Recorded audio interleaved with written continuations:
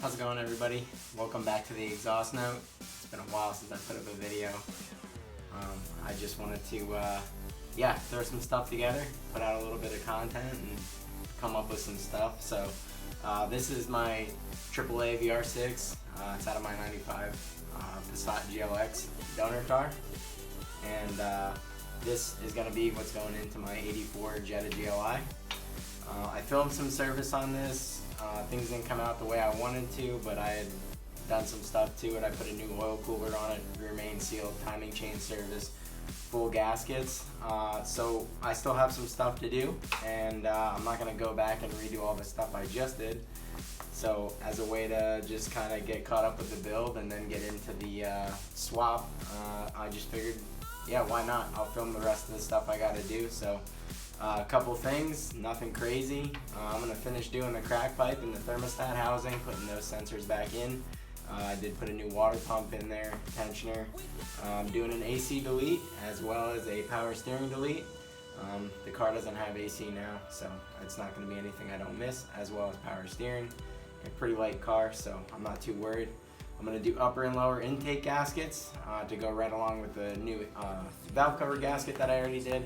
I have full seal kits for all 6 injectors. I'm going to go over some of the vacuum lines that are left on the motor, and that should pretty much be it. So new spark plugs, new wires, new coil pack, of course. Anybody that knows anything Volkswagen, coil packs are definitely a weak point. But yeah, I'm going to kind of go through some of the build and show some stuff and hopefully produce a pretty good video.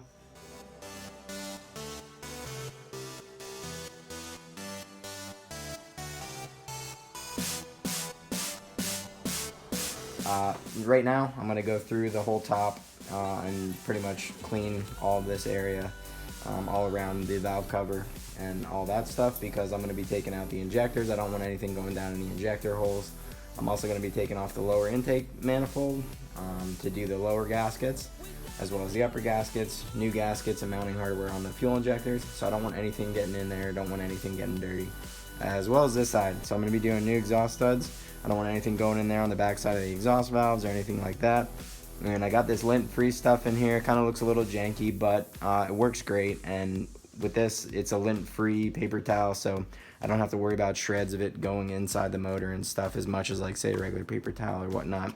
Not super critical here, I imagine, but you know, people who build automatic transmissions and stuff like that, they use this type of paper towel because they don't want little pieces of microfiber or little pieces of paper towel going into the trans. So anyways, getting off track here, I'm going to do some new plugs. I got NGKs and yeah, it should be pretty good. We're going to try and get as much as we can done today, and yeah, we'll go from there. So let's get to it.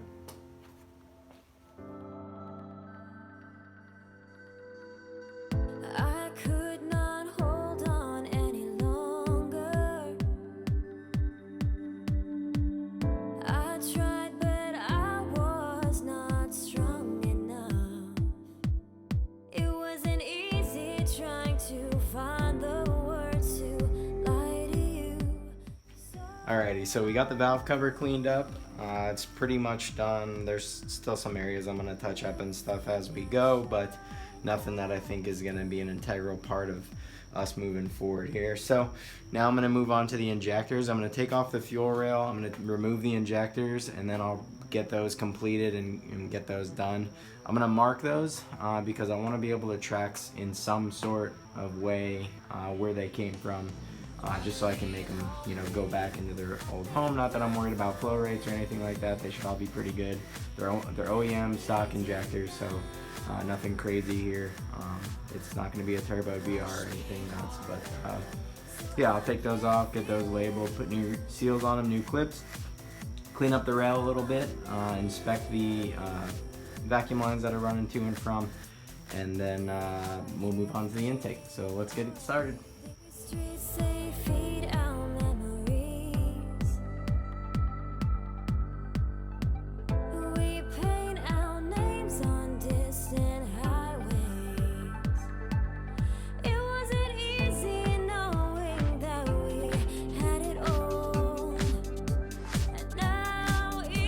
Go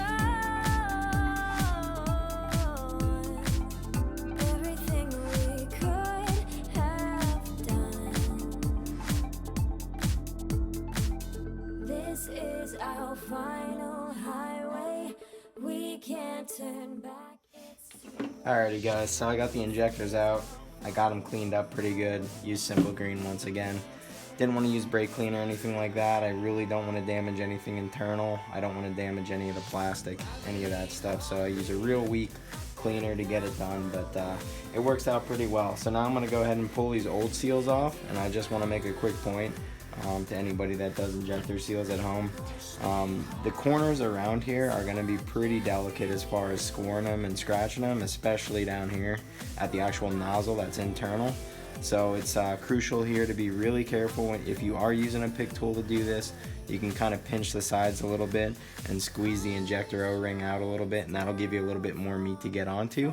So that's definitely a good thing to do. And if you have to stab the O-ring and then just kind of pull it off that way manually, that's also a good option too, and that keeps them protected. So let's do the O-rings. I got new clips as well. I'll clean the insides of the actual housings pretty well, and then yeah, then we'll move on to the intake. Smoke and fire.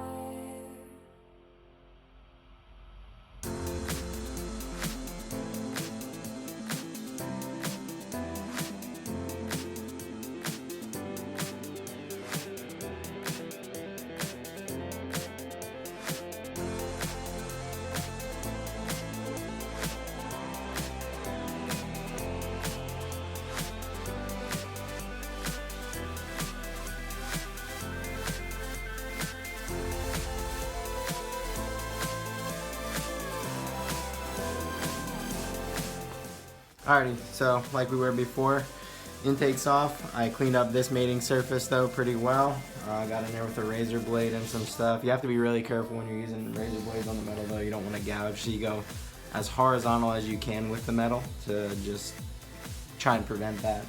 I cleaned off the intake manifold, and I got a new gasket going on. So this is the Victor Rhines lower that I'm going to be putting on.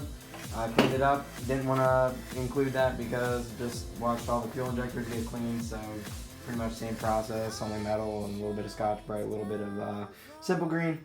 So we'll go ahead and throw that in. Also got this side plug changed out.